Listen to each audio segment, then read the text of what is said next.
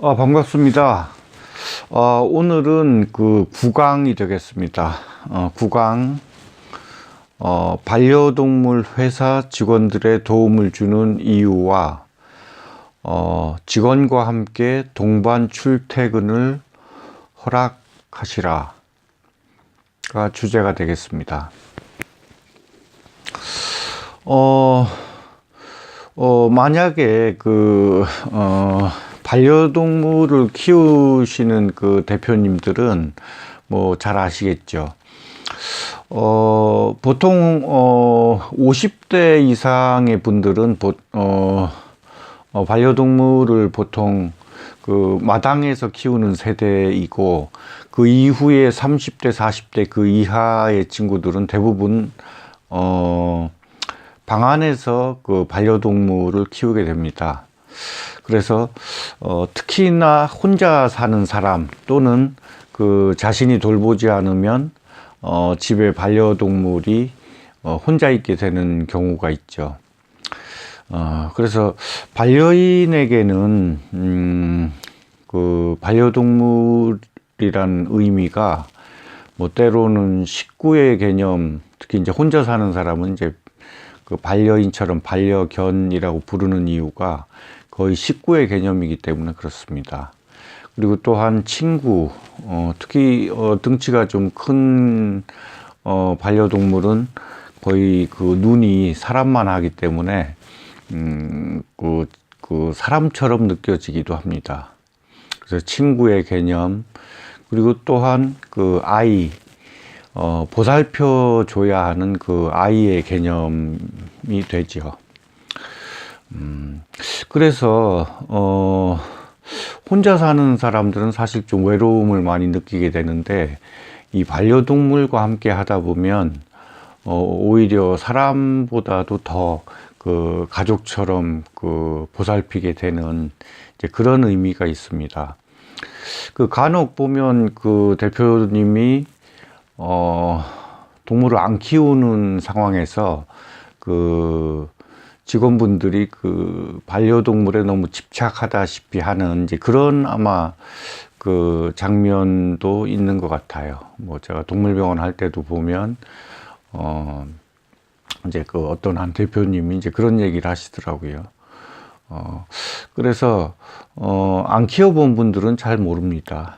그래서 마치 뭐 3살, 4살짜리 아이를 집에 혼자 놔두고 다니는 것처럼 이제 그런 느낌이기 때문에 그거는 현실이기 때문에 이해를 해야 합니다.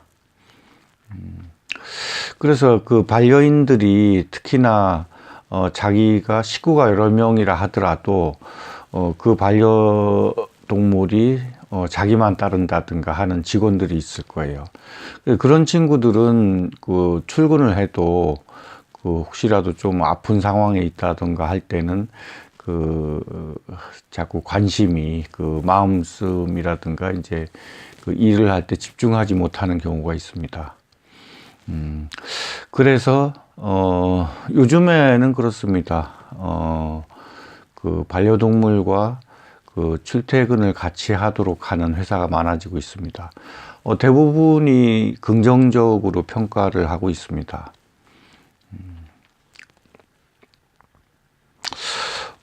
그리고 이 특히나 이제 혼자 사는 사람이 많은 그 직원분들과 생활하는 그 대표님들은 직원분들이 그 반려동물을 함께 하기를 권하시는 것도 큰 의미가 있습니다.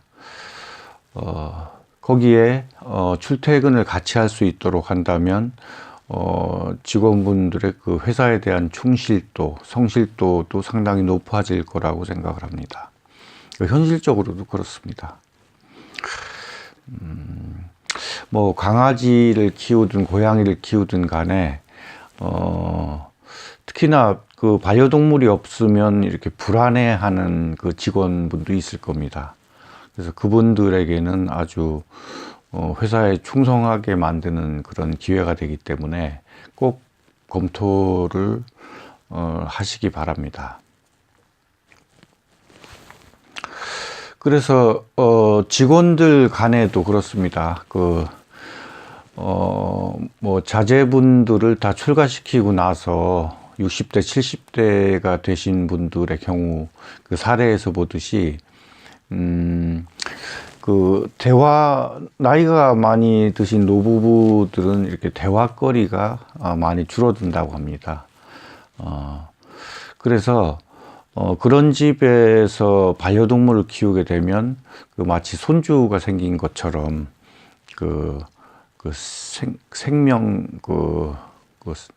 생동감이라 그러죠. 생동감이 생기기 때문에 연세 드신 분들에게는 상당히 좋은 그런 취미 생활이 됩니다. 그래서 반려동물 덕에 좀 젊어지는 부분도 있고 그 덕으로 또 산책도 많이 하게 됩니다. 직원분들도 마찬가지로 좀 게으른 분이라든가 이런 분들에게는 특히나 그 반려동물을 키우게 되면 최소한 2배 이상은 더 움직이게 됩니다. 집에 있을 때. 그래서 이제 그 산책도 더 많이 하게 되죠. 이제 계획도 하게 되고 책임감도 가지게 되고 아무튼 일석삼조 이상의 그런 효과가 있기 때문에 직원분들하고 상의를 잘 해보시기 바랍니다. 일단 반려동물을 키우게 되면 반려인들은 그 관찰력이 좀 높아지고 물론 이제 조금씩 신경을 써야 되겠지만 키우지 않는 사람보다는 이제 생명에 대한 부분에서 좀 폭넓게 그 세상을 바라보는 시야가 생기게 됩니다. 그리고 부지런해지고 또한 그 섬세해지죠. 아무래도 그 손바닥만한 강아지를 아기 때부터 키우게 되면 섬세해질 수밖에 없습니다. 특히 이제 그 투박한 남성분의 경우에는 요즘엔 또 뭐 마초형의 남자들을 여성분들이 별로 안 좋아하기 때문에 그런 쪽으로도 큰 도움이 됩니다. 그리고 직원들 간에도 요즘에 뭐 TV도 뭐 크게 뭐 볼만한 것이 많이 없다고 합니다. 그래서 그 화제거리, 반려동물을 공이 키우다 보면 한 1, 20년 전에 그랬죠.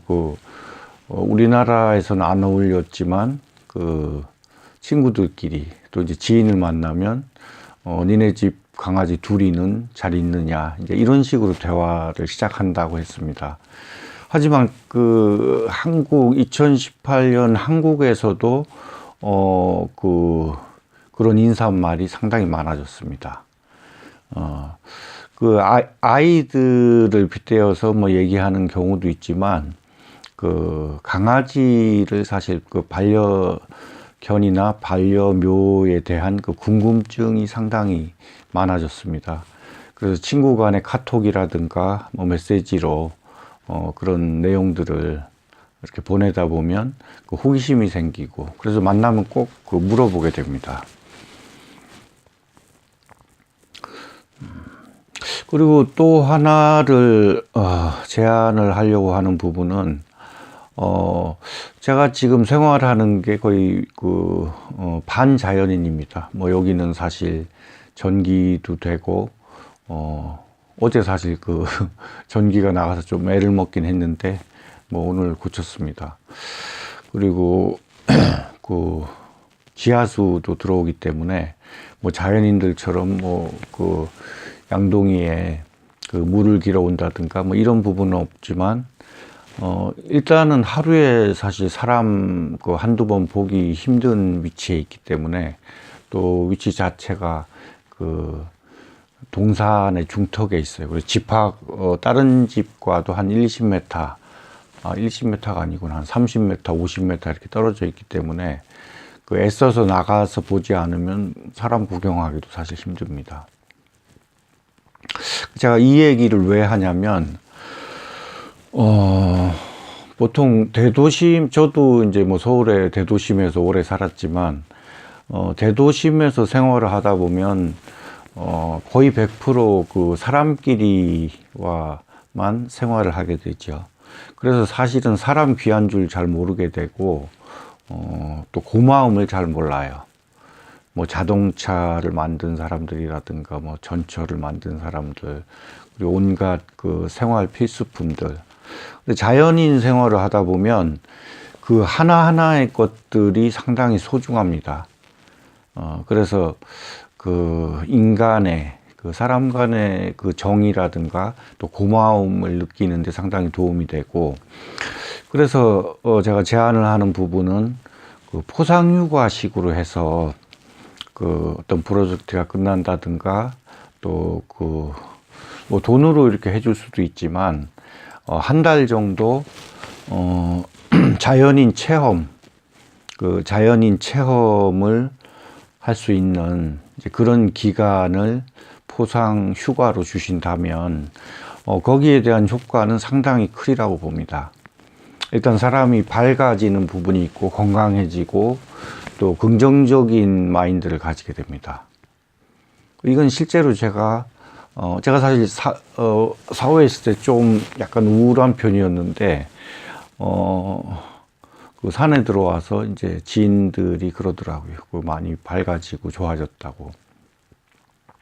그래서 특히나 이제 그 대도심에 있는 회사에서는 이제 이런 제도를 실시하면 상당히 그 회사 분위기에도 상당히 도움이 될 것이고, 긍정적인 부분에, 밝은 부분에 있어서의 그 대화가 오고 가게 될 겁니다.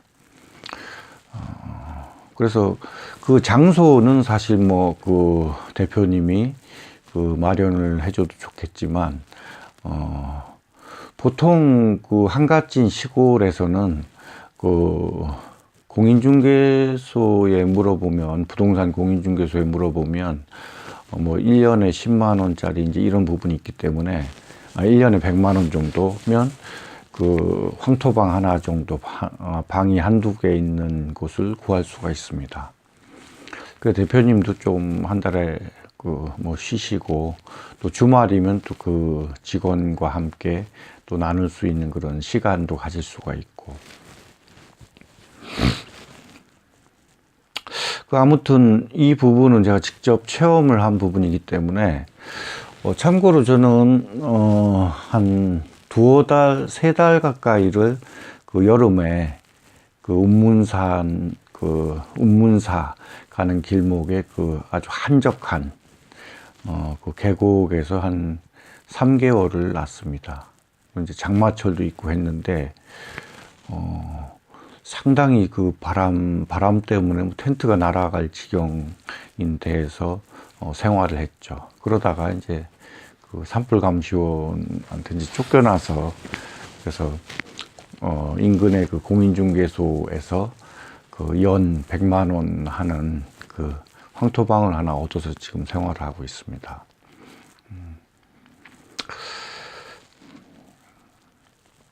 특히 40대를 넘어간 분들한테는 이제 조금 에너지도 고갈되고 그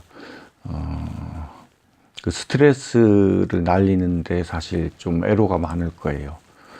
그래서 그런 분들한테 특히나가 이제 이런 그 포상휴가는 그 이후에 그 회사에 대한 충성도라든가 또 이제 긍정적인 마인드, 이런 부분들이 상당히 개선이 될 거예요. 그래서 그거 꼭 추천드립니다. 그리고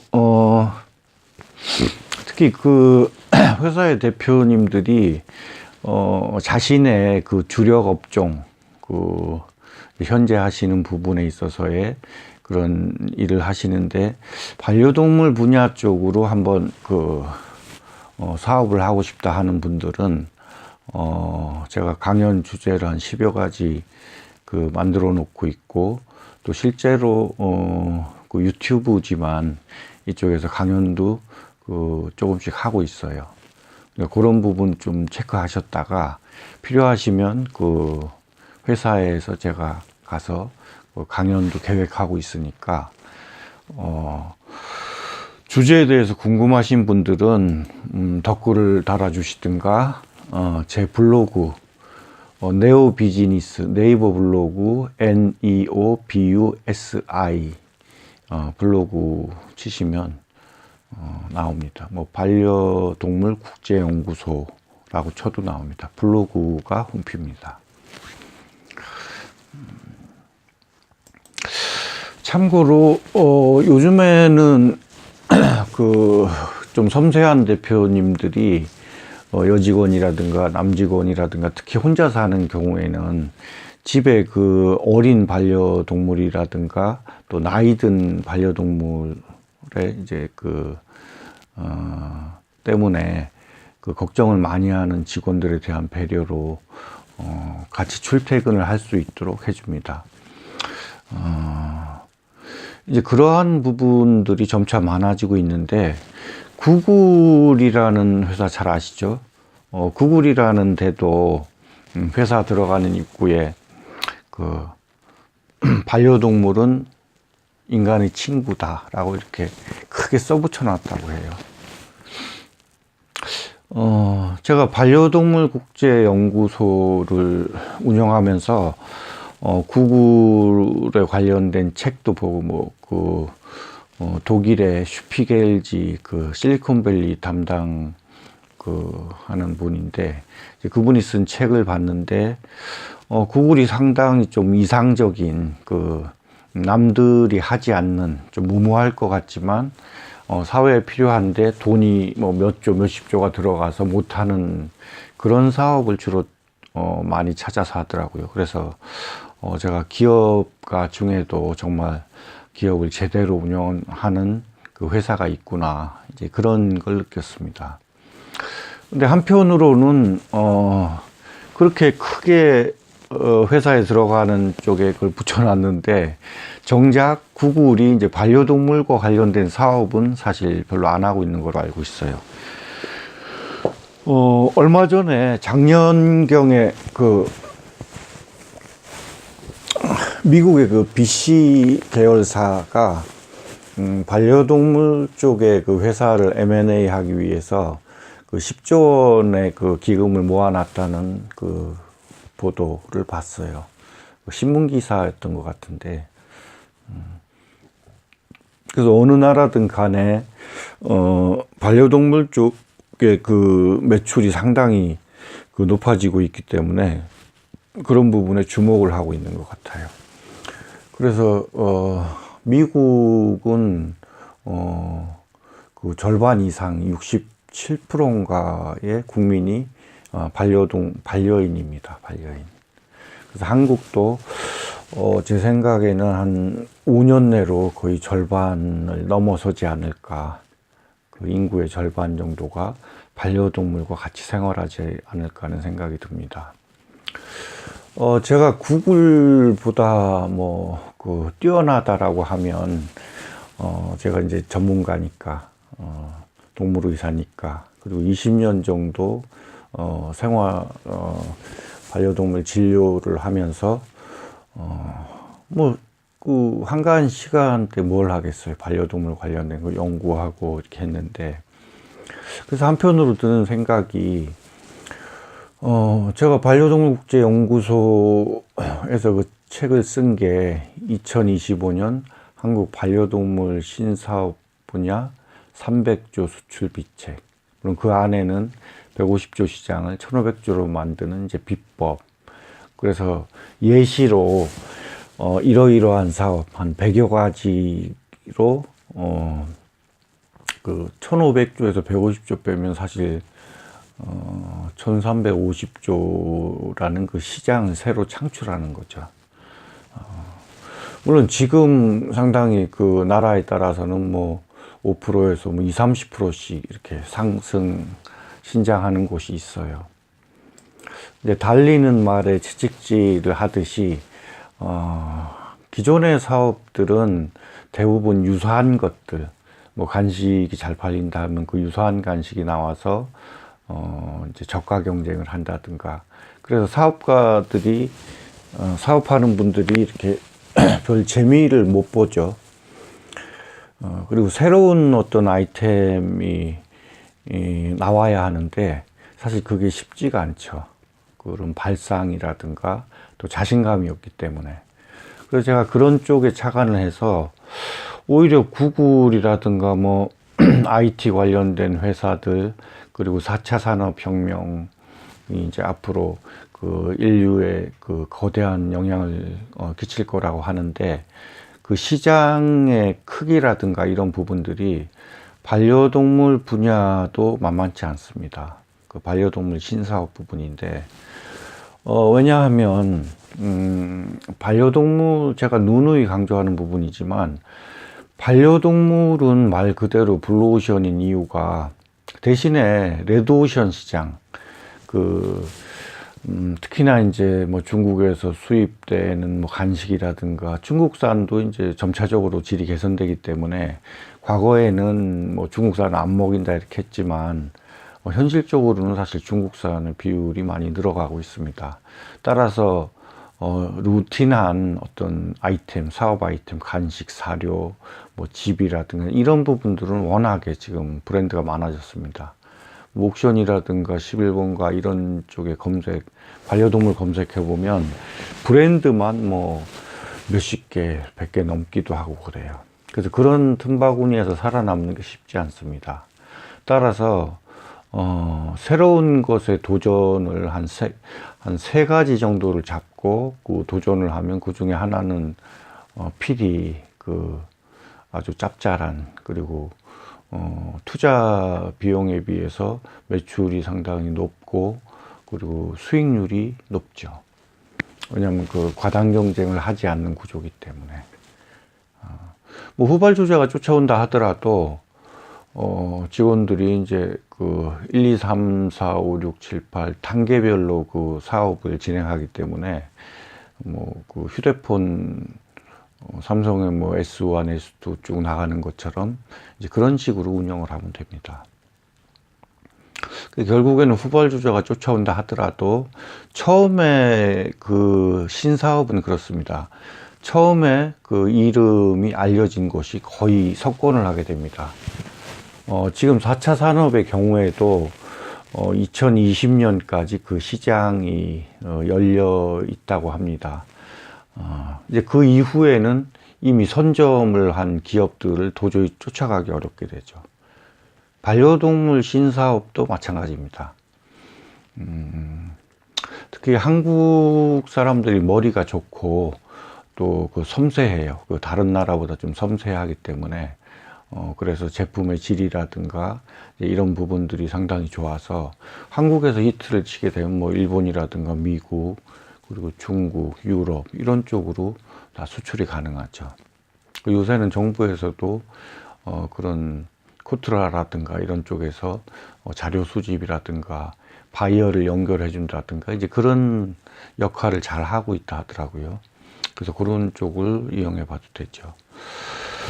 그래서 제가 언젠가는 아마 구글의 대표를 한번 만나게 될 것 같아요. 예감이. 이제 한 수 알려주려고 하는 부분이 있죠. 아마도 이 신의 한 수로 이 말을 한마디 던졌을 뿐인데, 레리 페이지라든가 이제 세르게이 그 두 친구가 그 40대 중반인가 한데 젊은 나이에 그 구글을 엄청나게 성공시켰죠. 검색 시장으로 성공을 해서 돈을 벌어서 그 돈을 번 것을 좀 이상에 가까운 사업에 많이 그 투자를 합니다. 그래서 아마도 그 한마디, 한 줄에 그 말을 해주면 아마도 그 레리 페이지는 알아들을 거라고 생각합니다. 오늘은 이것으로 마치도록 하겠습니다.